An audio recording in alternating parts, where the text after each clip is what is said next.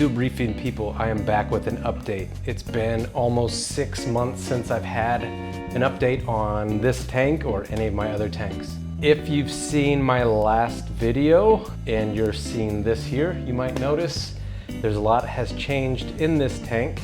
If there's anyone out there that's like really into my channel and has seen all my videos and whatever, you've probably heard me say like, oh, if my tank crashes, I'm gonna go softy leather dominant tank. And as you can see here, that's what I have.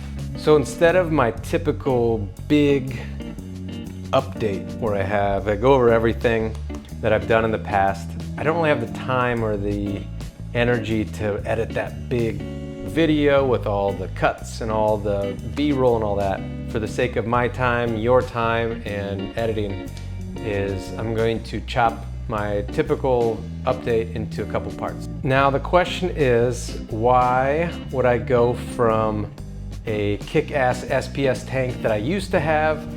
Here's some old stock footage of my Innovative Marine 170-gallon acropora dominated tank. This thing was awesome. If you're not aware, Vic from Worldwide Corals came and filmed it. I have a lot of videos on my channel about it. It was a pretty awesome tank.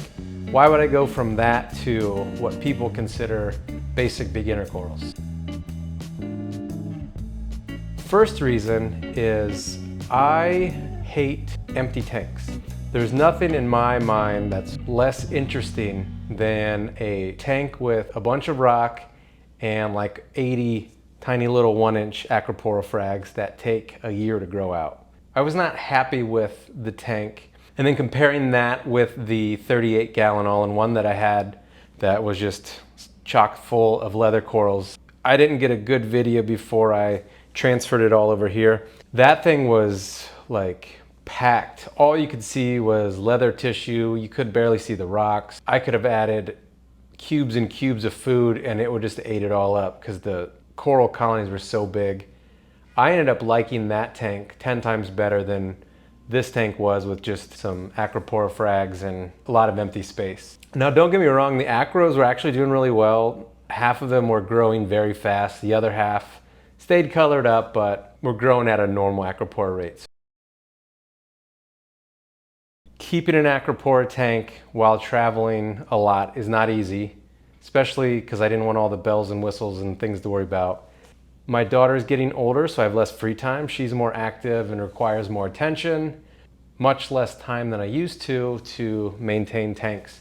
And quite honestly, I went pretty hardcore for like 3 or 4 years during COVID, and I got a little burnout. So yeah, this is my way of taking a break from reefing, really. So I'm not getting out of the hobby, I'm not tearing my tank down.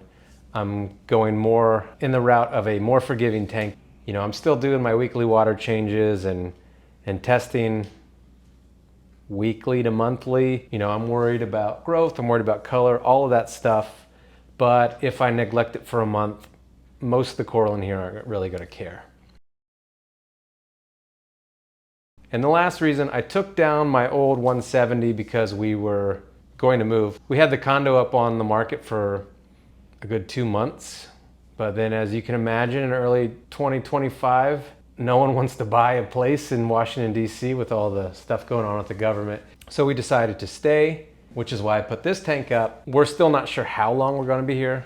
At least another 1.5 years, 2 years, maybe more. But if it was 2 years, that's usually about the time it takes a tank to go from new small acrofrags to colonies that you could be proud of. So I didn't want to grow out this big thing and then have to move my tank. As I'm sure most of you experienced reefers are aware, there's nothing that kills acros faster than trying to move colonies to a new tank. Oh dick!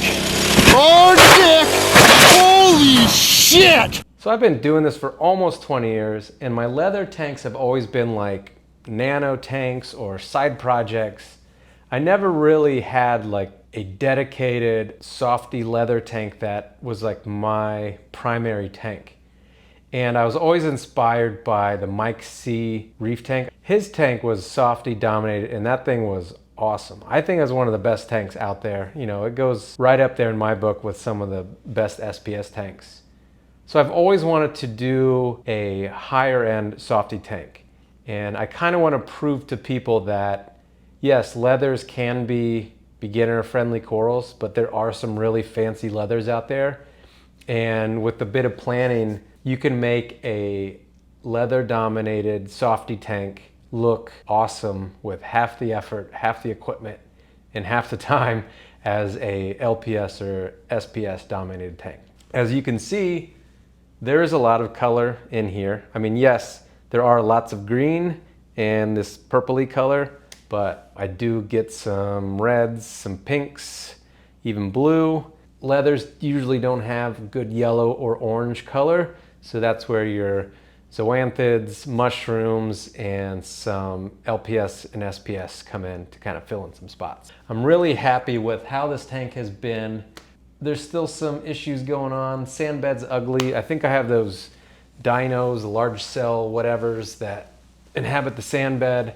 So I've been vacuuming the sand, mixing the sand.